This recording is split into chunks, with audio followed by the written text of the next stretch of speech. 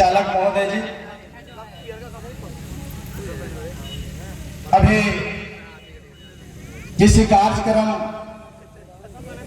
का आयोजन इस प्रधान कार्यालय नरिया में किया गया है। आज चंपारण आदिवासी उरांव महासभा का 37वां वर्षगांठ है। 37वें वर्षगांठ के उपलक्ष्य में हम सभी लोगों ने आज अपने जो नृत्य कला है, नृत्य कला के माध्यम से ये उत्सव मना रहे हैं, वर्षगांठ मना रहे हैं। इस कार्यक्रम में सर्वसम्मानित माननीय वाल्मीकि नगर के सम्मानित विधायक श्री रिंकू सिंह जी, बगहा के सम्मानित विधायक माननीय श्री राम सिंह जी, और आज अपने कीमती समय को निकाल करके हम लोगों के बीच में बगहा अनुमंडल के अनुमंडल पदाधिकारी श्री मिश्रा जी और अभियान एएसपी हम लोगों के बीच में उपस्थित है सम्मानित देवेश मिश्रा जी, और भारतीय धार्मिक कल्याण महासंघ के अध्यक्ष श्री देव नारायण प्रसाद जी, हम लोगों के बीच में गार्जियन बैठे हुए हैं श्री रविंद्र सिंह जी, हम लोगों के बड़े भाई श्री बैजनाथ उरांव जी, मंच में उपस्थित सभी सम्मानितगण, चंपारण आदिवासी उरांव महासभा के अध्यक्ष सहित सभी पदाधिकारीगण और साथ ही साथ उपस्थित माता एवं बहन, जैसे कि आपको मैंने बता रहे थे कि आज हम लोगों ने 37वां वर्षगांठ मना रहे हैं। इस कार्यक्रम को सींचने में हमारे पूर्वजों का अहम भूमिका रहा है। मैंने दीप प्रज्वलन के समय में उपस्थित सभी सम्मानित जनों को बता रहे थे, इस कार्यक्रम में जिन लोगों ने अपना महत्वपूर्ण भूमिका निभाए हैं, अपने यथक प्रयास और अपने पूरे जीवन को लगा दिए इस संघ को सींचने में, और आज इसका उम्र लगभग 37 वर्ष हो गए। आज हम लोगों ने 37वां वर्ष के उपलक्ष्य में इस कार्यक्रम को मना रहे हैं। मित्रों, इस कार्यक्रम के माध्यम से हम लोगों ने अपने समाज की विकास की भी बात हम लोग किया करते हैं। आज हम लोगों ने ये संख्या देख करके मुझे लग रहा है ऐसे कई एक कार्यक्रमों में हुआ है। कार्यक्रम में हमारे मुख्य अतिथि लोग चले जाते हैं, उसके बाद हमारे अपने समाज के लोग इस फील्ड में भर जाते हैं। पिछले बार भी मैंने कहा था कि शायद हमारे आदिवासी लोग उल्लू है, जो रात में दिखता है, दिन में नहीं दिख पाता है।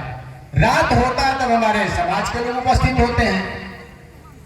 और पिछले बार इसी मंच में हम लोगों के ग्रामीण विकास मंत्री जी का आगमन हुआ था, सम्मानित श्री श्रवण कुमार जी का।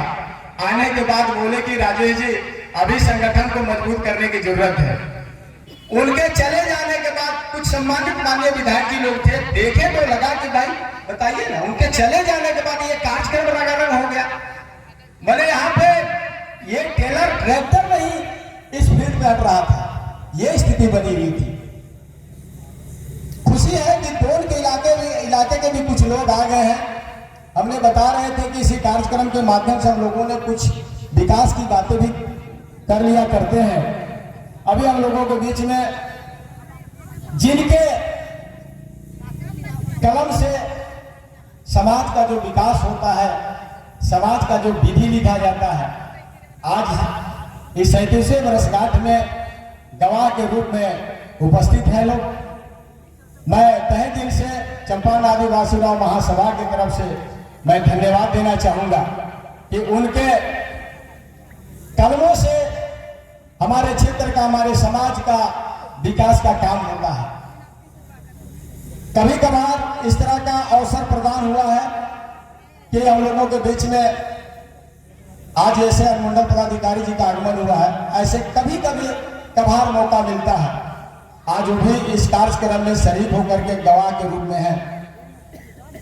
मैंने विगत कुछ समय पहले कार्यक्रम हुआ था, उसमें भी बोले थे, महोदय समाज का विकास शिक्षा से शुरू होता है।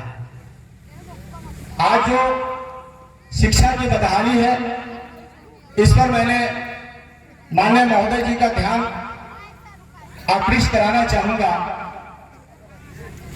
2007 या 8 में तकरीबन ऐसे माननीय मुख्यमंत्री श्री नीतीश कुमार जी का आगमन हुआ था। उसमें मैं तहे दिल से उनको धन्यवाद देना चाहूंगा कि 10 विद्यालय उन्होंने घोषणा करके गए और 10 विद्यालय में 5 विद्यालय तो आपके चंपारण को सौगात के रूप में मिला। लेकिन दुख इस बात की है, विद्यालय करोड़ों का बिल्डिंग बना है, बिल्डिंग में सारी सुविधाएं हैं।